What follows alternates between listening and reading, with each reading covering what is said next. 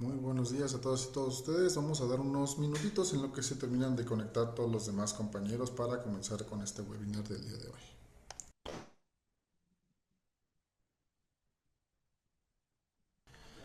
Muy bien, pues muchísimas gracias a todas y todos ustedes por acompañarnos el día de hoy al webinar denominado Desafíos climáticos para los prestadores de agua en América Latina. El día de hoy tenemos tres invitados de gran talla, representantes de diferentes países que ya directamente la maestra Patricia Hernández se encargará de presentarlos. Les agradecemos a todas y a todos su participación y quiero agradecer a la maestra Patricia Hernández, directora ejecutiva de la NEAS, quien será la moderadora del día de hoy en este panel webinar que tenemos para todos y todos ustedes, para que nos apoye en la presentación de nuestros expositores. Muchísimas gracias, maestra Patricia. Muchas gracias, Mario. Buenos días a todas y todos. Bienvenidos y bienvenidas a este webinar, Impacto Climático en el Sector Hídrico. Un diálogo entre aliados de América Latina. Como bien me presentó Marcos, soy Patricia Hernández, directora ejecutiva de la Asociación Nacional de Entidades de Agua y Saneamiento de México y es un honor poder estar el día de hoy con estos invitados de la región y con todas y todos ustedes. Como bien saben, el cambio climático dejó de ser una proyección y pues hoy es una realidad que se vive en nuestras cuencas, en nuestras redes, pero sobre todo en nuestras comunidades. Es por eso que reunimos el día de hoy tres miradas del sector hídrico latinoamericano, Chile, Colombia y Bolivia, para compartir diagnósticos, soluciones y de manera muy especial todas estas dimensiones sociales de esta crisis. Quisiera presentar a nuestros panelistas del día de hoy. Nos acompaña desde Chile un gran aliado, pero sobre todo un gran amigo y un gran impulsor de acciones en favor del sector hídrico, Patricio Herrada, gerente de estudios de Andes, la Asociación Nacional de Empresas de Servicios Sanitarios de Chile. Es ingeniero civil químico con maestría en comunicación política, MBA, y tiene más de 25 años de experiencia en la industria de agua potable y saneamiento. Desde hace 19 años es el enlace técnico y regulatorio de Andes con el gobierno y los actores del sector. Muchísimas gracias, Patricio, por darnos este espacio. Sabemos que estás viajando por distintas actividades de Andes, pero estás atendiendo a nuestra invitación.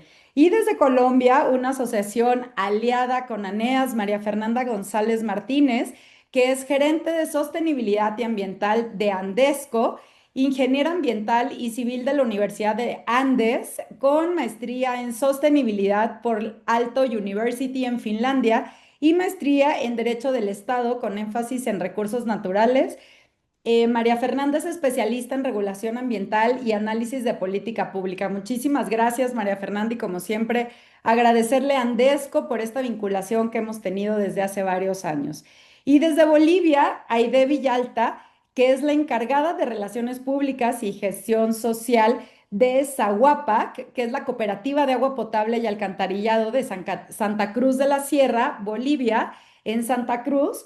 Aide es antropóloga y psicóloga ambiental, consejera de la Academia Nacional de Ciencias de Bolivia, Regional de Santa Cruz, e impulsora de iniciativas como Diálogos por el Agua y el Museo del Agua.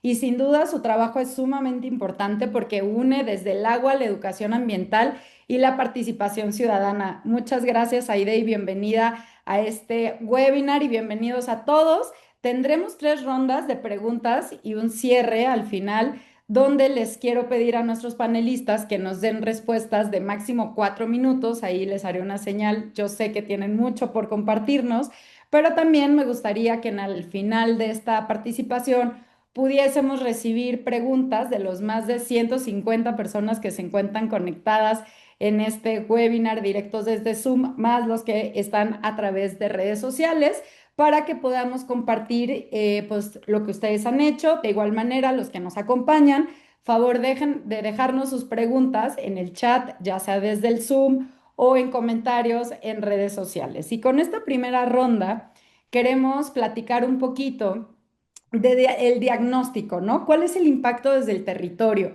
¿Cómo podemos dimensionar los efectos concretos del cambio climático sobre los servicios de agua en cada país? Y entonces voy a empezar, y no es porque tenga algún favoritismo, pero en este Zoom, como somos más mujeres, vamos a dar el paso al hombre, a Patricio. Como bien sabes, Patricio, bueno, Chile lleva más de una década enfrentando pues estas mega sequías, ¿no? Las más prolongadas de la historia del país. Y desde tu mirada como responsable de estudios del gremio sanitario, ¿cuáles han sido los impactos más críticos para los prestadores de servicios de agua desde lo operativo, lo regulatorio y lo financiero? ¿Y qué lecciones puede compartir Chile para la región sobre operar bajo una escasez estructural?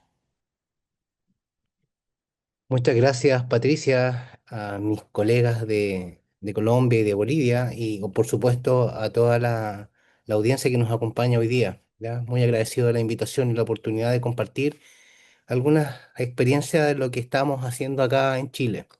Solamente, Patricia, quisiera hacer un énfasis y recordarles a nuestros oyentes que Chile tiene un modelo público-privado de prestación de servicios sanitarios para las zonas urbanas. ¿Qué significa eso? Que el Estado tiene una participación y también los privados. En algunos casos es el Estado el dueño de los activos de la empresa, pero es operado por un privado. Y en otros casos es los activos son del privado y la operación también. Es un sistema que tiene ya más de 20 años en operación y que yo te diría que bajo ese concepto ha permitido enfrentar de una manera bastante exitosa hasta el momento los desafíos que nos ha impuesto este cambio climático. Esta sequía que tú mencionas es una condición estructural. Ya, hoy día, cuando las empresas proyectan en sus planes de desarrollo cuáles son las inversiones que tienen que desarrollar para poder prestar los servicios, básicamente eso es una condición de borde. ¿Y qué significa? Que como somos prestadores monopólicos, estamos regulados por el Estado y ese Estado nos fija una tarifa, que es la tarifa que tienen que pagar los clientes, que le llamamos nosotros usuarios, y esa tarifa de alguna forma tiene que permitir desde lo operativo y desde lo financiero a la empresa seguir funcionando. Es decir, no puede ser una excusa en esta planificación, se está agotando el agua o lo que está pasando, por ejemplo, en el norte del país, que hemos tenido lluvias nunca antes vistas en los últimos 50 años. En muchas zonas del norte, en 4 días llovió lo que llueve en 4 años. ¿Ya? Y por lo tanto el desafío ahí operativo es justamente cómo internalizamos estos nuevos eventos de la naturaleza. Desde lo financiero, cómo nos preparamos con las inversiones, porque este sistema se autofinancia. ¿Ya? El Estado no tiene una participación financiera para la ejecución de las inversiones. Son las empresas que a partir de la tarifa que pagan los clientes proponen inversiones para justamente enfrentar de mejor forma estos desafíos como la sequía, estos desafíos como las lluvias convectivas, uno que escucha ahora los ríos atmosféricos, y claramente el concepto común desde lo regulatorio es la seguridad hídrica. ¿Cómo, como país, como sociedad, nosotros enfrentamos este desafío? Porque hay una cosa que en Chile está muy internalizada. Los ciudadanos de este país que habitan las ciudades exigen el cumplimiento del derecho humano al agua y saneamiento, es una prestación, por supuesto, y además están acostumbrados a una calidad de servicio, ¿ya? A una calidad de servicio en coberturas que es tanto de agua potable, alcantarillado y saneamiento cercano al 100% y también de continuidad. Por lo tanto, estos eventos también que ocurren disruptivos de fuerza mayor, también desafían a las compañías para preparar inversiones que permitan resistir mejor estos eventos de la naturaleza, desde lo que es esta sequía estructural que tú mencionabas, buscar nuevas fuentes de agua y también trabajar en algo que hemos conversado en otras sesiones, que es la pérdida del agua, el agua no contabilizada, esta mayor eficiencia para que ningún chorrito de agua se nos pierda en el camino. Y por supuesto, desde lo regulatorio, lo que siempre pedimos en este caso, ya que somos empresa, reglas claras. Es decir, si el regulador va a exigir un nuevo estándar de calidad de servicio para resistir emergencias, un nuevo estándar para tener mayor seguridad hídrica, tienen que haber conversaciones que habiliten también la viabilidad financiera de esas decisiones. Muchas gracias, Patricio. Sin duda, todo recae en tema de inversiones, tarifas, ¿no? Compromiso social, y al final de estas rondas platicaremos un poquito de esto porque regularmente como ciudadanos siempre buscamos culpables, empresa, gobierno, en esta parte de servicio, pero también no adaptamos esta parte, adoptamos esta parte de responsabilidad. Y ahora me gustaría conocer esta visión también desde Colombia, María Fernanda. Como bien sabemos, Colombia ha vivido los dos extremos, ¿no? De racionamientos por el tema de el niño y emergencias por inundaciones. Desde tu gerencia de sostenibilidad en Andesco, ¿cómo está afectando esta variabilidad climática al tema de planeación y la infraestructura de los prestadores? ¿Y qué tan preparados están en el tema del marco regulatorio y ambiental colombiano para ciclos pues cada vez más intensos como los que se han vivido en estos últimos años? Adelante, Mafer. Gracias. Bueno, primero, Patricia, mil gracias por la invitación y a mis compañeros de panel y a las personas que están conectadas. Pues efectivamente en Colombia tenemos un instrumento muy valioso que es el Estudio Nacional del Agua que realiza el Instituto de Hidrología y de Meteorología en el país, que es el IDEAM, y ellos hacen un análisis de cómo vienen comportándose los municipios frente al riesgo de desabastecimiento hídrico en el país. Y lo que se ha visto, este estudio se hace cada 4 años. Yo tengo las cifras. En 2014 se hacía una cuenta que más o menos 154 municipios presentaban riesgo de desabastecimiento hídrico, tanto en temporada seca como en temporada de lluvias. Luego en 2018, 390 municipios, en 2022, 423. Entonces lo que vemos es que cada vez va aumentando, aumentando, aumentando, y lo que es muy interesante es que ese desabastecimiento efectivamente no solamente se da cuando no tenemos agua, sino que también se puede dar cuando tenemos un exceso de agua por esos riesgos que se pueden dar en materia operativa que pueden en últimas afectar esa prestación del servicio. Entonces, esto ha sido una realidad en la que nos hemos tenido que enfrentar para la prestación del servicio, y lo que se ha visto es que hemos tenido que tener un cambio de paradigma para poder abordar la adaptación a estos riesgos. Y digamos que no es solamente poder empezar a tener una respuesta cuando se nos viene una emergencia, sino realmente tenemos que hacer una planeación como sector para poder hacer esa respuesta oportuna. Entonces, ¿eso en qué se traduce? Se traduce en que los prestadores están buscando fortalecerse en esas capacidades de adaptación frente a estos cambios que se vienen dando, tanto en escenarios de déficit hídrico como de exceso de agua, y han empezado a tener inversiones en temas de monitoreo hidroclimatológico, en temas de protección de infraestructura crítica, en poder buscar diferentes fuentes de abastecimiento, porque hay muchos municipios que dependen solamente de una fuente de abastecimiento. Y digamos que tradicionalmente en el país siempre teníamos una gran riqueza hídrica, pero y pensábamos que era suficiente. Entonces ahora han empezado a explorar temas de agua subterránea, que realmente todavía en el país hay muchísimo desconocimiento sobre este tema. Y también han empezado a incorporar diferentes usos de información geográfica y modelos para poder hacer el análisis de riesgos y poder tomar decisiones anticipadas frente a las acciones que tienen que tomar. Entonces, eso ha sido, digamos que, un ejercicio de cambio de decisiones para poder hacer esas inversiones, y también se han focalizado muchísimo las inversiones para proteger las cuencas, teniendo en cuenta que esas cuencas abastecedoras van a tener un impacto en esa seguridad hídrica que vamos a tener. Entonces, digamos que ha habido ese cambio de comportamiento. Pero en el país también tenemos un reto importante, y es que hay unas brechas importantes dentro de los mismos prestadores, y hay muchísimos prestadores del servicio de acueducto alcantarillado. Entonces, más o menos son más de 2.800 prestadores que tenemos en el país, y además hay más de 33.000 acueductos comunitarios. Y dentro de las mismas empresas y organizaciones se tienen muchas brechas. Entonces, no tenemos una preparación similar dentro de todos los prestadores, y ese es el gran reto que tenemos pues a nivel nacional.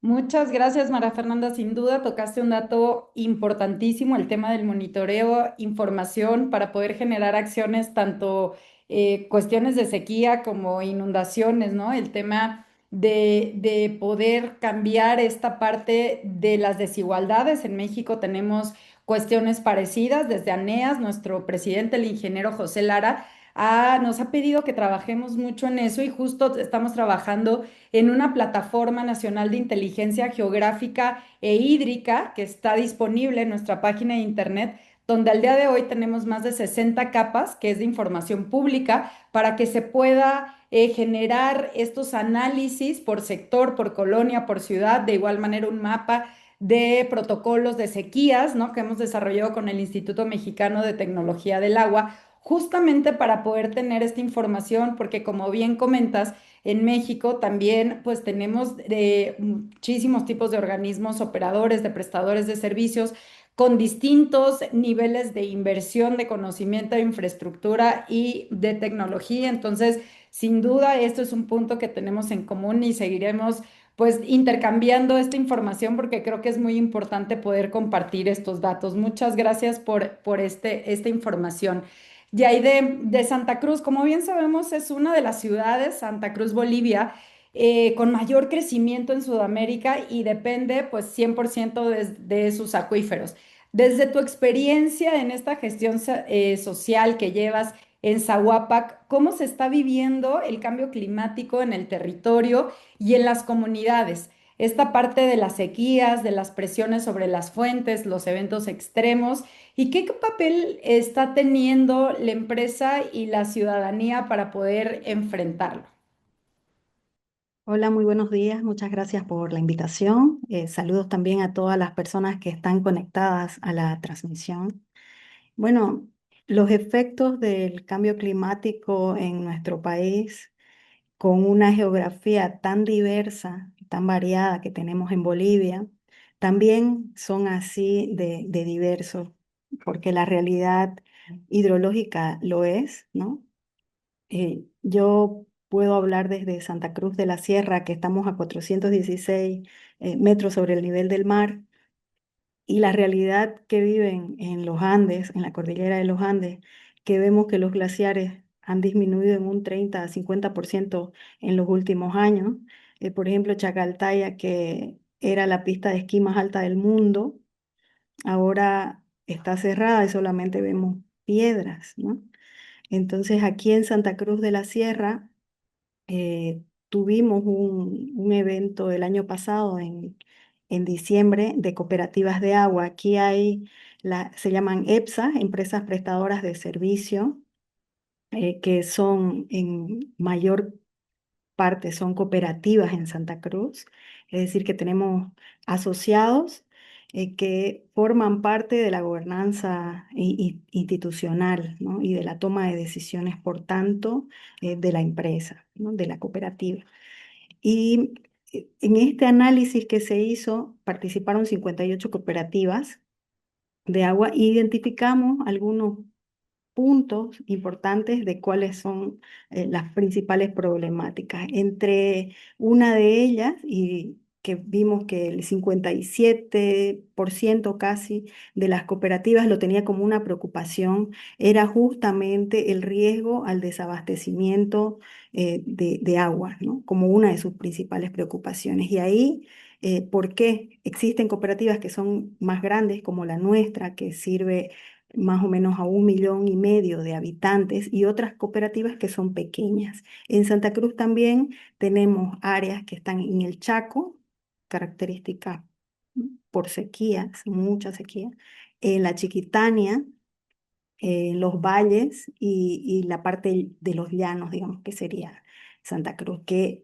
evidentemente está servida por el acuífero, pero en las otras partes de Santa Cruz también se sirven de aguas superficiales, ¿no?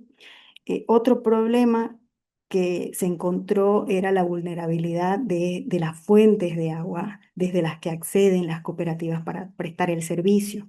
Esta vulnerabilidad debido justamente a estos picos, ¿no? De inundaciones y de sequías, de incendios forestales, que en el año 2024 fue el pico más elevado, y luego también afectando posteriormente esto a la calidad del agua. Por supuesto, de la cual ellos están prestando. ¿Qué significa que la calidad del agua disminuya? Significa que las cooperativas tienen que hacer más inversión en el tratamiento antes de poder distribuirla, que tienen que invertir más en los costos de operación. Si hay sequía, tienen que buscar nuevos pozos, perforar nuevos pozos, buscar nuevas fuentes de donde se van a proveer el agua para poder distribuirla, ¿no? Entonces, existe una diversidad de problemáticas que están causadas por este efecto que tenemos de estas situaciones climáticas. Y una de las cuestiones en las que se enfocó mucho la discusión fue que estos eventos de la devastación de los ecosistemas producen en las comunidades y en las cooperativas, principalmente más pequeñas, es que nos lleva ya,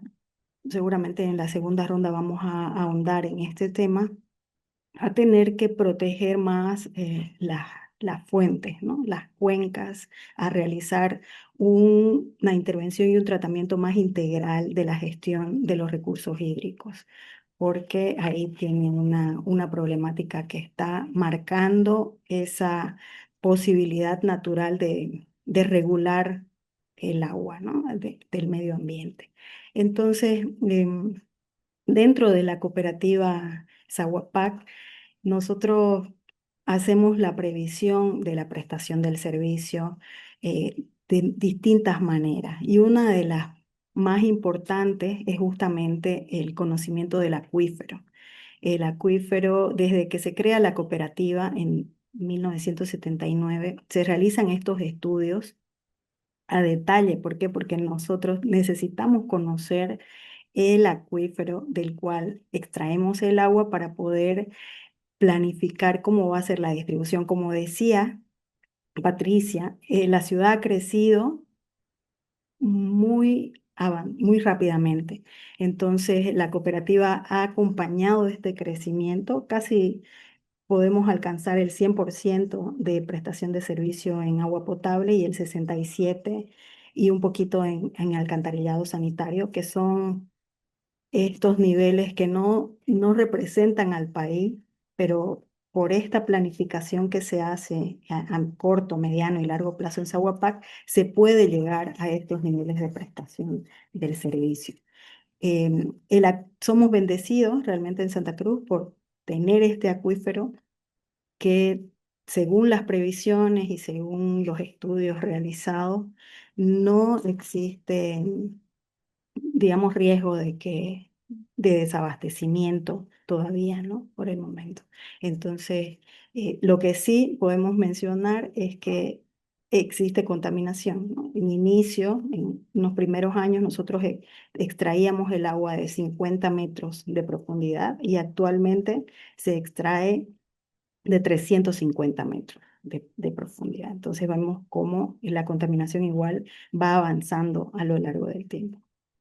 Muchas gracias, Aide. Y bueno, pues con todo lo que hemos escuchado de estas intervenciones, justo es lo que hace tan valioso este intercambio. Como bien mencionaba Patricio, bueno, pues Chile enfrenta esta escasez estructural, Colombia el tema de la variabilidad, ¿no? Que cada vez más extrema, y Bolivia, bueno, en esta creciente presión en sus fuentes de abastecimiento.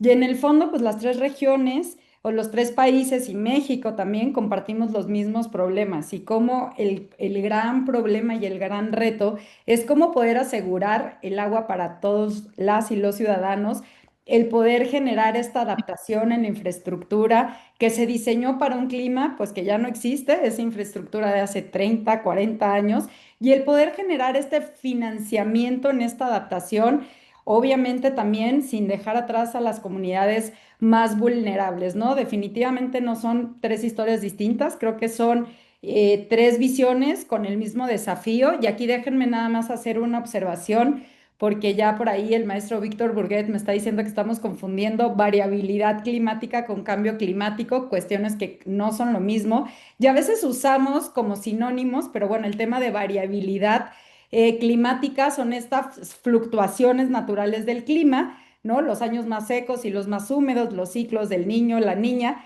que nuestra región conoce y el sector hídrico ha aprendido pues históricamente a poder planear con esta variabilidad. Y en esta segunda ronda quiero que nos compartan y que a todos los ya más de 170 conectados tenemos al día de hoy, ¿qué estamos haciendo? ¿No? Ya platicamos un poquito del diagnóstico, el tema de inversiones, regulación, gobernanza, pero me gustaría conocer un poquito el caso de Colombia, María Fernanda, ¿qué cambios concretos se están impulsando desde Andesco en el tema de la planeación de la infraestructura resiliente, en toda esta parte de protección de cuencas que nos platicabas, soluciones basadas en la naturaleza, estos temas de tarifas y cómo están financiando esta adaptación cuando los recursos, pues, como bien lo decías, son limitados y diferenciados? Listo. Pues así, sí, así es, Patricia. Digamos que lo que nosotros hemos visto es que definitivamente para poder garantizar esa seguridad hídrica tenemos que tener una diversidad de soluciones para poder asimismo tener un sistema que sea más resiliente. Y por eso, digamos que las soluciones no solamente se van a enfocar en temas como de infraestructura gris, sino que vamos a tener pues diferentes tipos de acciones y inversiones.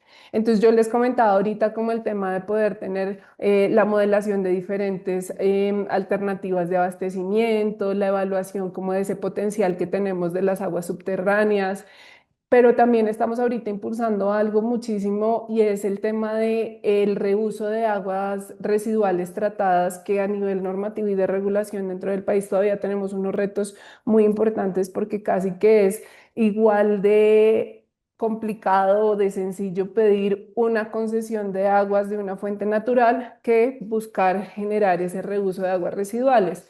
Entonces no se están generando los incentivos adecuados.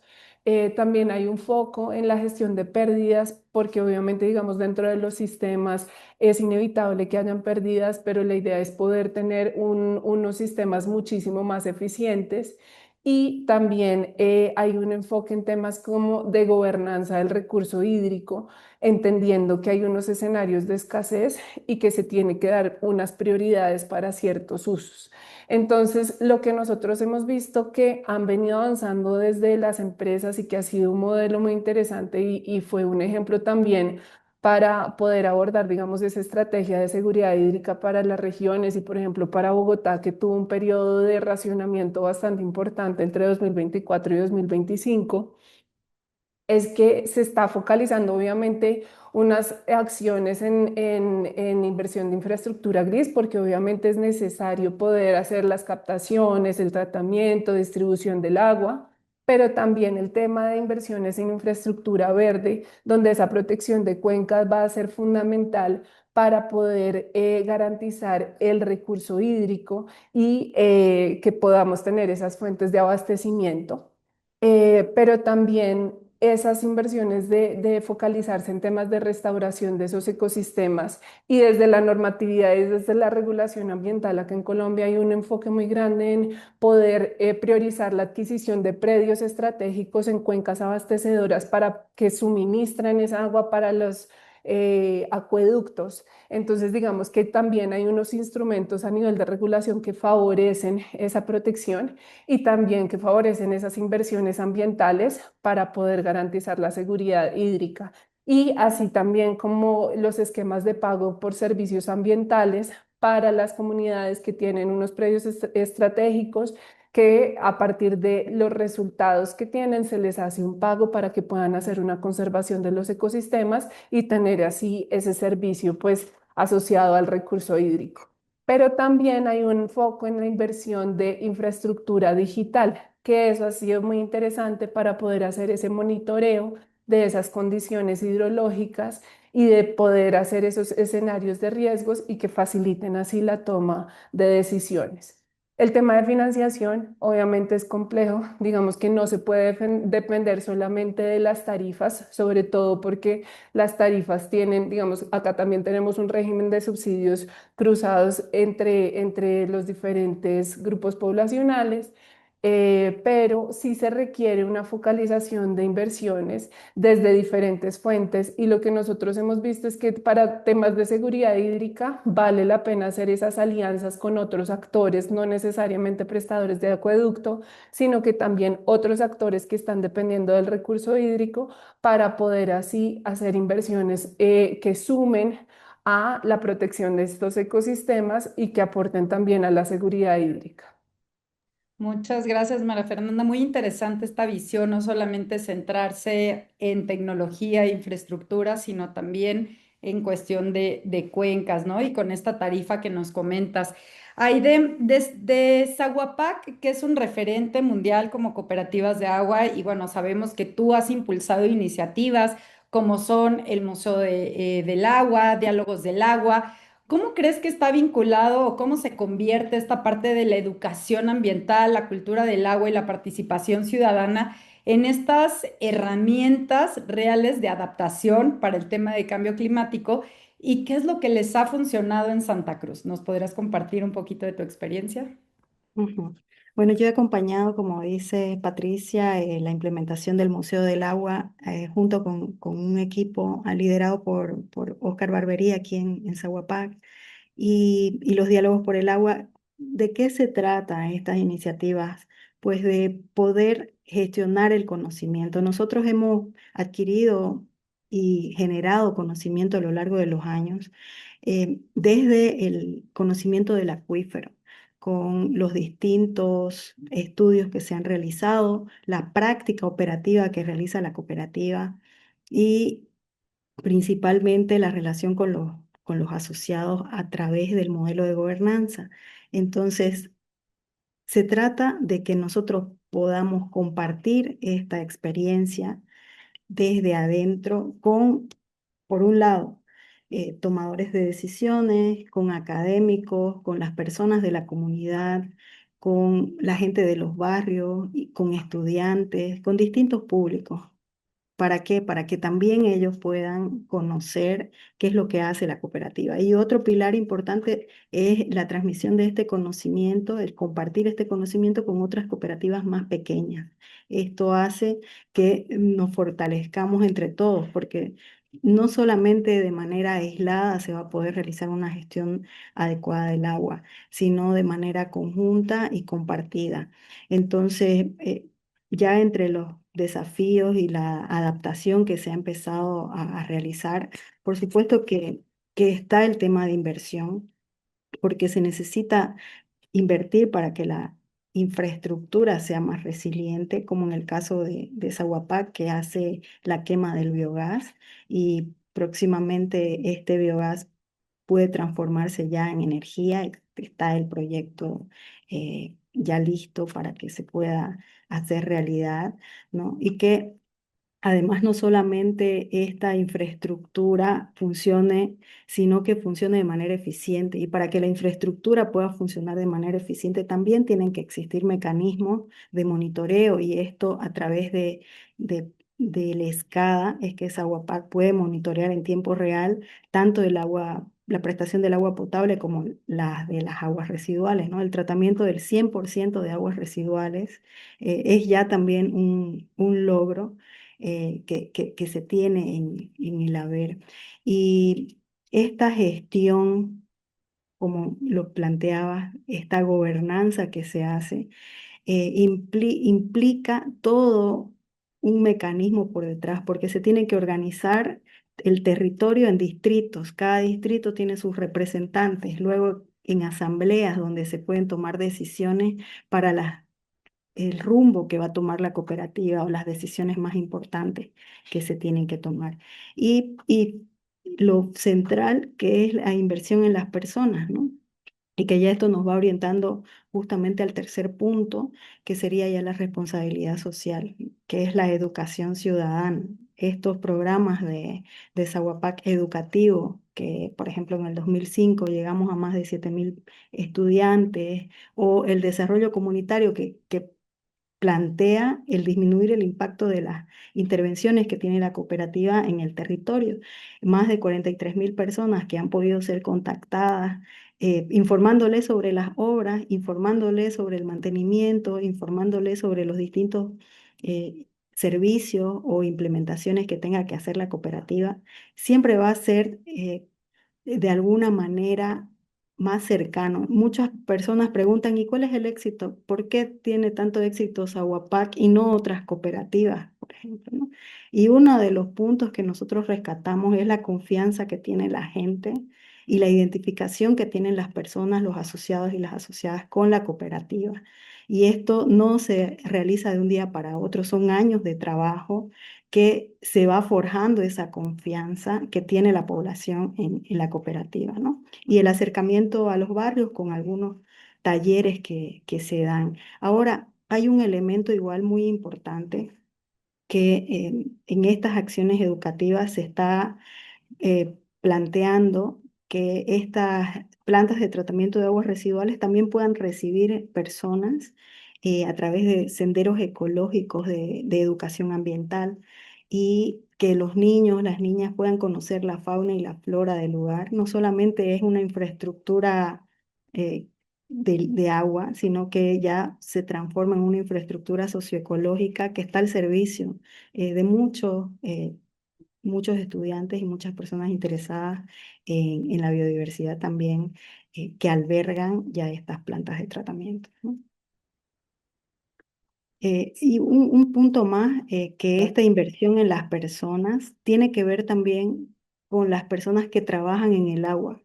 La especialidad que tienen los trabajadores de Sahuapac está ligada a muchos años de servicio y también a una estabilidad institucional, porque existen otras empresas y otras cooperativas que cambia el gerente o cambia el administrador, el consejo de administración, el consejo de vigilancia, y cambia el personal. ¿Y qué pasa con esa experiencia de años que acumuló esa persona? Bien, puede ir a trabajar a otro lado y también hacer uso de la experiencia, pero ese capital humano que acompañe el crecimiento de la cooperativa es muy importante, y también hay que resaltarlo y valorarlo, de por qué también sigue la cooperativa acompañando de una manera sostenida a lo largo del tiempo la planificación en el corto, mediano y largo plazo de las intervenciones que realiza, ¿no? Porque no es sencillo, ni siquiera a nivel social y tampoco económico, los desafíos que se tienen en un país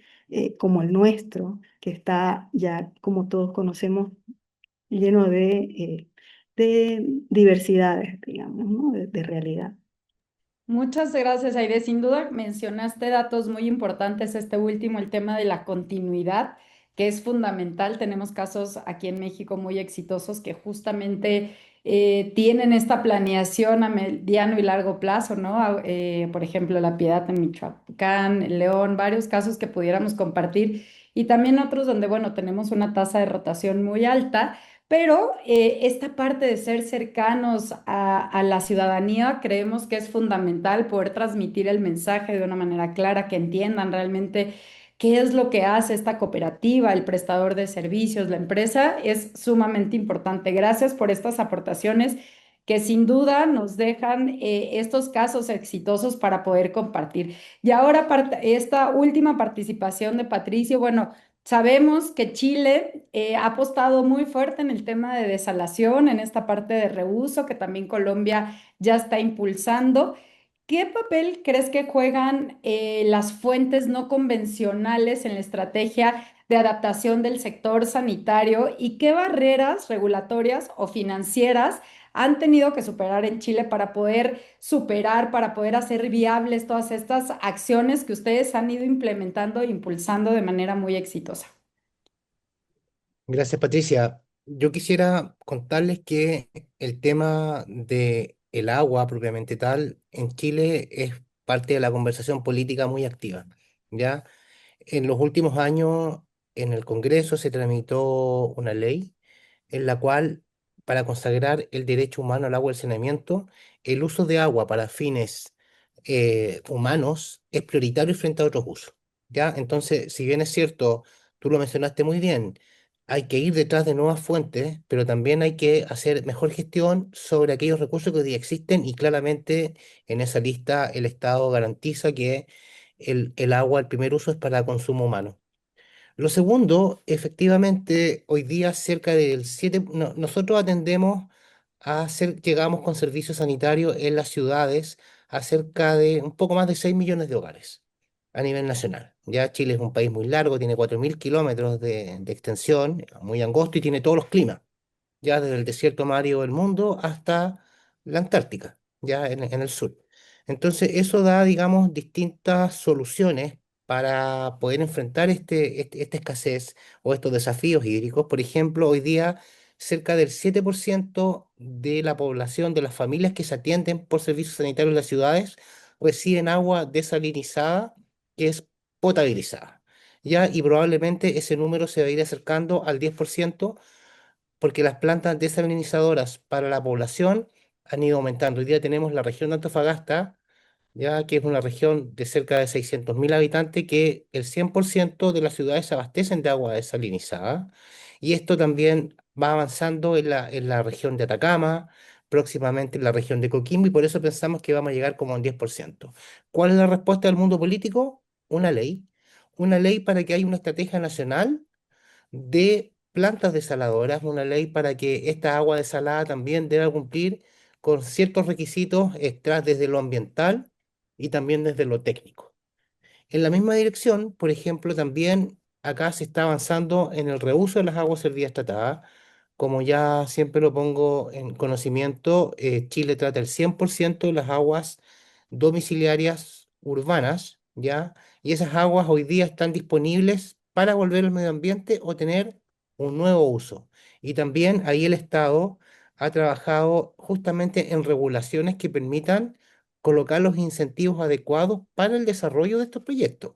¿Ya? Y ahí quiero ser enfático, o sea, acá el Estado lo que tiene que dar son las reglas, el marco regulatorio y finalmente los proyectos son los que van a decir dónde pueden ser o no más rentables. ¿Ya? Porque como les expresé en algún momento, este es un modelo público-privado donde aquí hay empresas. Y estas empresas a nivel nacional son un poco más de 50 operadores para atender a 6 millones de familias. ¿Ya?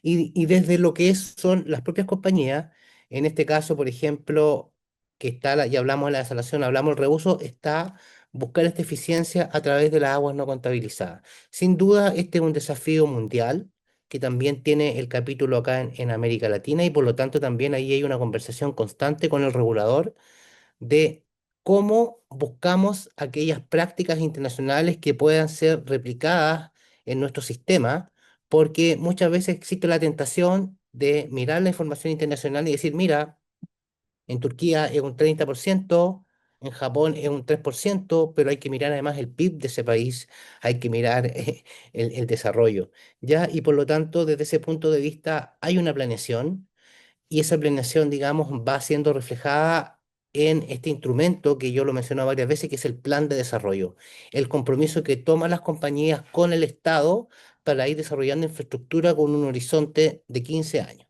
¿ya? Y se va cada 5 años recalculando. Ahora, no quisiera dejar pasar esta oportunidad para contarles que también hemos tenido que enfrentar este tipo de desafíos a través de los análisis de riesgo. Ya hoy día también tenemos una mesa de trabajo con el regulador.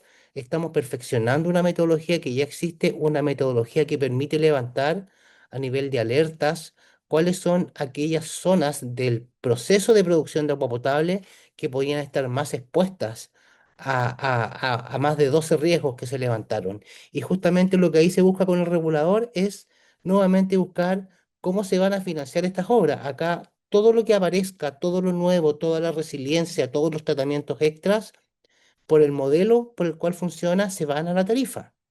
Ahora, esta tarifa, que ya lo hemos conversado muchas veces, la calcula el Estado y además, a diferencia de lo que pasa en otros países de la región, acá no existen subsidios cruzados. Son subsidios focalizados a aquellas familias que no pueden pagar la cuenta. Y ese subsidio de estos 6 millones de hogares llega aproximadamente todos los meses una ayuda estatal es un 12% de todos los clientes aproximadamente, es una ayuda estatal, cerca de $10 en la cuenta, $11. Ya acá la cuenta promedio para 15 metros cúbicos son como $25. Ya, y en algunos casos, para aquellas familias de menos ingresos, también hasta el 100% de la cuenta. Y por lo tanto, esa conversación se tiene que dar porque el gran desafío es cómo mantenemos los estándares de servicios que tiene el país en un escenario cada vez más crítico. Y para eso hay mucha conversación, como te decía, a nivel de lo que es el Congreso, también a nivel técnico dentro de las compañías para transferirse mejores prácticas y, por supuesto, hay que tener esta conversación puertas adentro en el sector, entre el regulador y las empresas, de qué manera hacemos que haya factibilidad financiera para que esto pueda ser sostenido en el tiempo. Muchas gracias, Patricio. Y bueno, sin duda, todo esto que hemos escuchado, estas tres realidades distintas, la escasez estructural, ¿no? Estos cambios normativos que está haciendo Chile, generando esta innovación, esta variabilidad climática extrema que Colombia pues responde con esta infraestructura resiliente, la experiencia de Bolivia, donde el tema de la cultura del agua y la participación ciudadana pues nos demuestran que la adaptación también se construye desde la comunidad. Pero estas tres visiones nos dejan esta misma conclusión, que es el cambio climático, ante todo nos da una crisis del agua y la respuesta pues no debe de ser solo técnica, sino también debe de ser social, solidaria, pero sobre todo regional. Y a mí me gustaría, como una última pregunta para alcanzar a contestar algunas preguntas de nuestros participantes, que me pudieran decir muy rápidamente, empezaremos con Aide, ¿cuál es la decisión más urgente que su país debe tomar en los próximos 5 años para asegurar el agua frente al cambio climático? Bueno, dentro de lo que es el Estado, existe una autoridad de fiscalización y control de agua potable y saneamiento, que es la que regula a los operadores de agua a nivel nacional. Y se necesita pues una planificación que pueda incluir no solamente al sector del agua, porque las fuentes de agua actualmente en muchos lugares están contaminadas y se han visto casos ya de personas que tienen la contaminación en el cuerpo, ¿no? El caso tan grave del mercurio en pueblos indígenas de la Amazonía, del norte de La Paz, y que son situaciones muy alarmantes. Entonces, no solamente es una planificación del sector del agua, sino que tiene que ver con una planificación del Estado a nivel integral y con decisiones políticas que, que deban cumplir, ¿no? Ya desde la planificación, desde los operadores como tal, en Zahuapac se hace, como decía, la planificación a largo plazo, se presentan estos planes rectores, y en esos planes rectores está ese cuidado de la fuente, ¿no? Cuidado de los ecosistemas, cuidado de la fuente de agua, el cuidado del acuífero, y la proyección que se hace de cuánto necesitamos de agua. Existen unas zonas de recarga que están identificadas a nivel del área de la prestación del servicio, a nivel metropolitano también, porque Zahuapac está en 5 municipios actualmente. Esas áreas de recarga del acuífero deben ser bien cuidadas porque son estratégicas y muy delicadas, ¿no? Para la provisión. Y mantener también esa estrategia de educación ambiental, porque nos permite que se realice el cuidado del agua, no solamente de las personas de a pie, como decimos, sino también de las empresas, de las industrias. Existe un pretratamiento que se hace dentro de las industrias antes que las aguas que descargan al sistema sean recibidas, ¿no? Eso se hace un acompañamiento a estas industrias para que puedan tener un pretratamiento. Esto permite también que llegue con menos contaminación sus aguas residuales al sistema de saneamiento. Existe un parque industrial en la ciudad, lo cual facilita bastante esto. eso fue algo de lo bueno que hicieron en la planificación hace años. Entonces existe una planta de tratamiento que recibe las aguas residuales de ese parque industrial también, ¿no?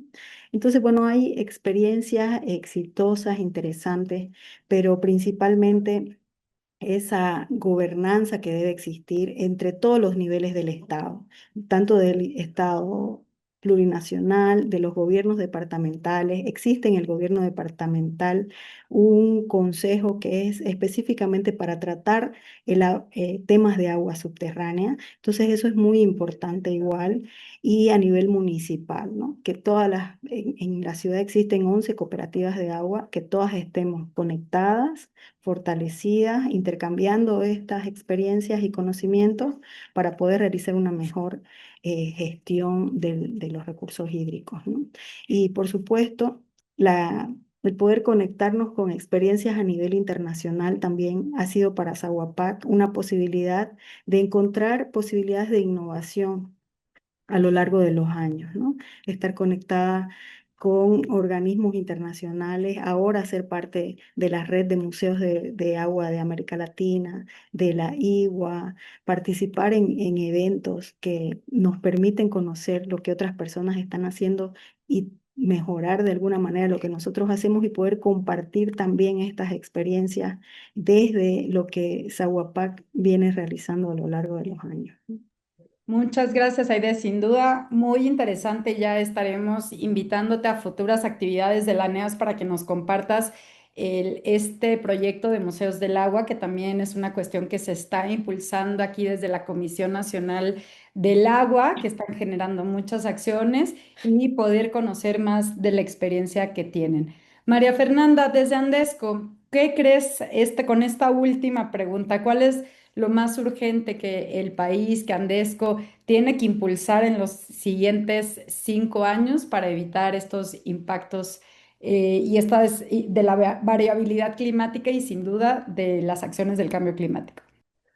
Sí, digamos que yo considero que debemos apostarle a gestionar el agua como un recurso circular y no lineal, ¿sí? Y eso es un cambio importante a nivel operativo y a nivel de concepción del agua, porque siempre hemos pensado que como país somos un país pues afortunado en tener tanto recurso hídrico disponible, pero realmente es poder focalizarnos en ser más eficientes en ese uso y más que estamos viendo cómo el cambio climático está haciendo cada vez más fuertes y más seguidos que se nos presenten estos escenarios de variabilidad climática.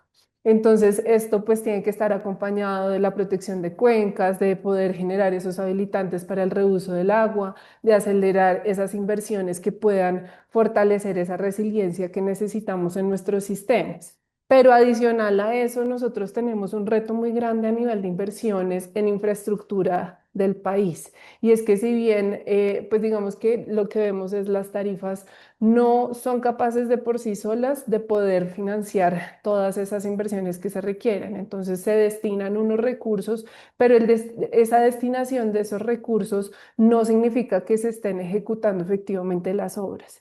Y por eso sí tenemos que hacer una priorización muy importante de esas inversiones donde existen mayores brechas en las diferentes regiones del país para poder garantizar esa cobertura que se tiene que lograr a nivel nacional. Y también nosotros estamos priorizando, digamos que obviamente ahorita tenemos un cambio de gobierno que se va a dar desde la próxima semana. Estamos pidiendo que se pueda implementar un Plan Nacional de Infraestructura Hídrica donde se pueda marcar una hoja de ruta con esas prioridades de esos grandes sistemas que se tienen que tener a nivel regional para el abastecimiento, para garantizar esa seguridad hídrica, para el tratamiento de las aguas residuales y para poder fomentar los proyectos de reuso del agua. Entonces, creo que esas serían como las prioridades que tenemos en el país.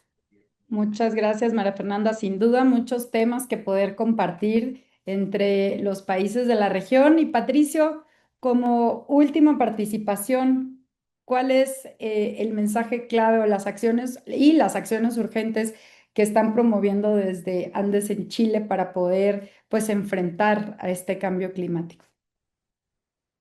Patricia, reforzar que en este caso, como es una alianza público-privado, nosotros lo que necesitamos por parte del mundo público es información para tomar decisiones, que las diferentes agencias que tienen que ver con el agua aporten información y pueda ser, digamos, de utilidad para tomar a tiempo estas decisiones desde la parte más política, ya que siga siendo un foco en el país esta conversación de la seguridad hídrica, desde lo político a decir la política pública, que sea un tema por el cual se busquen legislaciones que favorezcan justamente el uso de agua para el consumo humano.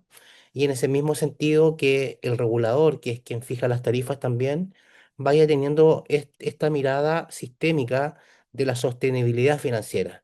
Ya una empresa requiere de recursos para poder hacer esas inversiones y por lo tanto hay que ver de qué manera esa tarifa va recogiendo esos nuevos requerimientos para poder enfrentar este cambio climático, esta seguridad hídrica y por lo tanto hay que ver que esa tarifa vaya recogiéndolo de una forma solidaria, de una forma gradual, porque obviamente la población también está afecta a diferentes situaciones de pago por muchas cosas. Entonces acá también trabajar en el tema de los subsidios. Nosotros pensamos que para seguir garantizando el derecho humano al agua y al saneamiento, hay que seguir aumentando esta ayuda focalizada a la familia y sin duda trabajar también con la comunidad. Ya acá hay un trabajo comunitario que desarrollan las compañías y que ha permitido que, por ejemplo, en los últimos 25 años, el consumo de agua potable de una familia ha disminuido un 30%. ¿Por qué? Porque hay una conciencia respecto a lo importante que es el agua y que el agua no sobra. Ya también estamos con esta necesidad de poder tener información de los acuíferos, algo muy similar que lo hemos comentado en la región.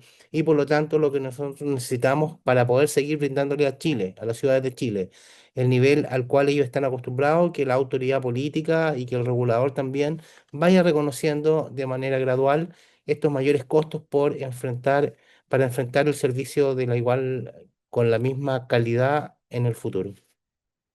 Muchas gracias, Patricio. Bueno, pues si algo nos quedó claro durante este diálogo, que más allá de nuestras diferencias geográficas, Chile, Colombia, Bolivia y México, necesitamos pues muchas cosas iguales. Necesitamos planeación a largo plazo que mire más allá de estos ciclos políticos o de periodos que se eligen y bueno, de las emergencias del momento, ¿no? Necesitamos esta parte de continuidad en los prestadores de servicios, instituciones sólidas con capacidades técnicas y financieras que no se reinventen pues cada periodo. Necesitamos el poder diversificar nuestras fuentes de agua y apostar decididamente por el tema de la regeneración, esta parte de desalación que ya están haciendo en Chile, porque ninguna fuente única pues nos dará esta seguridad en el clima que viene. Necesitamos mayor tecnología para operar con eficiencia, pero sobre todo con datos que nos permita anticipar estos periodos extremos.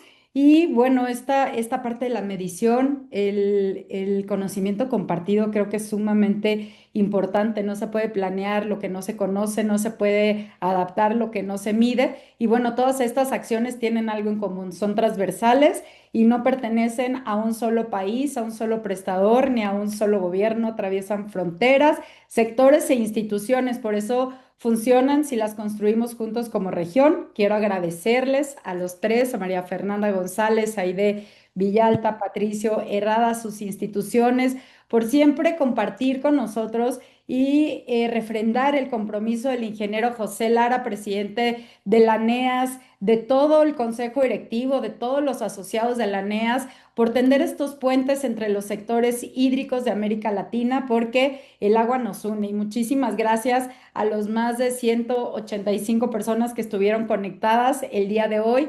Compartirles que vamos a seguir promoviendo estos temas y claramente hacerles una cordial invitación a María Fernanda, Idea, Patricio, para que nos acompañen en nuestra convención anual y Expo ANEAS, que será del 23 al 26 de noviembre en Querétaro. Ya estamos compartiendo ahí los datos, el programa y desde hace 2 años estamos trabajando muy de cerca con la región de América Latina. Tenemos un panel de América Latina donde participa Andesco Andes, donde ahora también vamos a integrar a Bolivia en estas pues, participaciones que tenemos y un trabajo continuo que hemos estado haciendo con IH Delft, esta Universidad de Países Bajos de UNESCO, que siempre nos ha impulsado con el único objetivo de poder compartir estas buenas prácticas. No me queda más que agradecerles a los tres por su tiempo, por el espacio y a todos los que estuvieron conectados. Muchísimas gracias y excelente día.